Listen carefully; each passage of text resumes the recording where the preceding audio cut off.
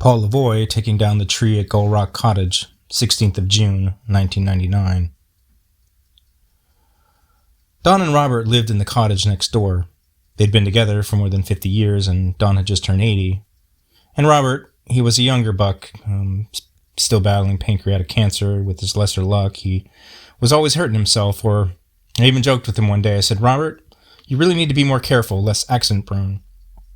And he just looked at me, paused, and smiled, and said, "Why?" Robert had had some problems lately with his pesky pancreas and had a multitude of other ailments. And always, before he went to the doctors, he had Donald circle all the places where he was in pain, in permanent Sharpie marker. Don and Robert were a model of a couple. After all the years, they still adored each other, and Don would say that Robert is still as pretty as when I first met him. Don was a sailor, too. He had a Dark Harbor 17 wooden sailboat that he kept in the cove, and Robert clearly wasn't a sailor, but he'd go anyway, fetch the mooring off the bow fledgling with his orange life jacket on. He went sailing with Don because he knew it made Don happy. That summer of '99, when they arrived, there was the tree that had fallen against their cottage and had dented their roof in, and they had hired Paul, our caretaker, to come deal with it. "It's killing our little cottage," they said on his answering machine together, and Paul said they called him nearly every day since they arrived. They in fact had been calling him for weeks now, and today was finally the day that Paul was coming to take it away. But Paul eventually revealed to me, didn't answer right away, was busy. So when I heard Paul's truck come round, I knew it was his by that gravelly Ford muffler and his squeaky springs. And as I usually did, I would go outside and say hello. Paul was a smoker, and his cab of his truck was always littered with butts. He'd stopped drinking some 10 or 15 years ago and credited it all to his wife Penny. He and Penny had been on again, off again for years now, but she was now living with him, and they were still married. She does throw that ring at me from time to time when she gets angry. She's got a temper, you know. They lived in a small trailer just outside of Blue Hill, and Paul called it the Tin Can, just because it was mostly metal, meaning some of it, or most of it, or if not all of it, was just rusting away. But Paul was building a house, though, next to that tin can, just off the back of the road, and he told me things were going slow. I'd ask him, though, "How's it going, Paul? How's that siding coming along?" And he'd say, "Andy, you know, cedar's getting pricey. It's still type-high."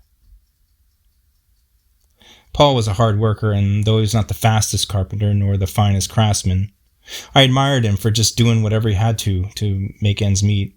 And today was that tree that was leaning against Don and Robert's cottage. Paul had brought his chainsaw and come along and cold cup of coffee, and I offered him a hot one, but he said, "No, Andy, I'm all set. You gotta take this tree down for them boys over there." Paul was, shall we say, a little homophobic, and he revealed to me that he was just, well, make me a little uncomfortable is all. But Don and Robert were just so excited that he was there. They were running around their porch taking pictures of the tree, taking pictures of me, taking pictures of Paul and me, because Robert always wanted to document things. He was an engineer for GE, and he always had to have a plan. And Don taught at Union College for many years and was a beloved professor there, but Robert was the one who even typed out a plan on how to start the pump, and that we'd all shared for our water pressure. And even though we already grew up with it and already knew how to use it, he had to write out every single step to the umpteenth page. "The manual," he titled it, and it began with abstract. Paul started up his Husqvarna and stopped it immediately to put some oil in it. "Gotta remember to put some bow on that chain there, remember? So she don't burn up. Done that before, Andy." Then I added, "You know, Paul, you can use canola oil as a substitute for that bar oil. It's much more environmentally friendly." He looked at me and said, "Really? I prefer to use fossil fuels, Andy. They lube better. That oil's fine for cooking, you know, but they don't make it for saws. That little oil out there ain't gonna kill ya." We could hear Don and Robert running back and forth while Paul was talking with me, and Paul just looked at me and raised his eyebrows, and I told him, "I'll get out of your way." And he said, wish they'd get out of my way. Told them, it's dangerous. Why'd they have to stand so damn near? Robert taking pictures of me all the time, make me nervous. So I went back next door and I could hear the chainsaw still running. I also still hear Don and Robert scurrying around, probably taking more pictures. I imagine, too, what Paul was thinking. Just want to get this tree down, Bob, and get the hell out of here. Well, 15 minutes later, the saw stopped and all was silent over there. No Don, Robert, nothing. I could hear a couple of swear words, though, so I come next door and see Don and Robert running around the tree and Paul just looking at me, that same look like, what do I have to do? And Robert's asking him, how are we going to get the tree off the cottage? It's still leaning on the cottage. We need to make a plan to get the tree off. Then Paul just yells out, I'm going to get it off the house, goddammit. You get the hell out of the way, you faggot. Then all was silent. Don and Robert crept back inside. Paul let out a big sigh. He looked at me and said, Andy, just wish they'd leave me alone. Just trying to do my job here and they're bothering me. And I told him, I just come out to see if you need a little support. He said, thank you, Andy. Just got to get this come along over that tree over there and bring it up. This isn't my first rodeo, you know. Tell you, Andy, if you could just stand back there across the road, though, if you don't mind. So I watched him climb up that tree and hook that hook around the trunk and throw the line over a neighboring spruce, bring it back down to his truck, hook it right up fine on that front bumper, and then he started slowly bringing that tree up to straight up again. Robert, running around, still Paul almost lost his mind, started yelling at him, won't you please stay out of the way? This tree could snap off at any moment. That'd be the end of your sorry ass. I was thinking he might say something homophobic again, but he didn't. And that tree just teetering up there, standing straight up, that bottom wedge slice he just cut out of her.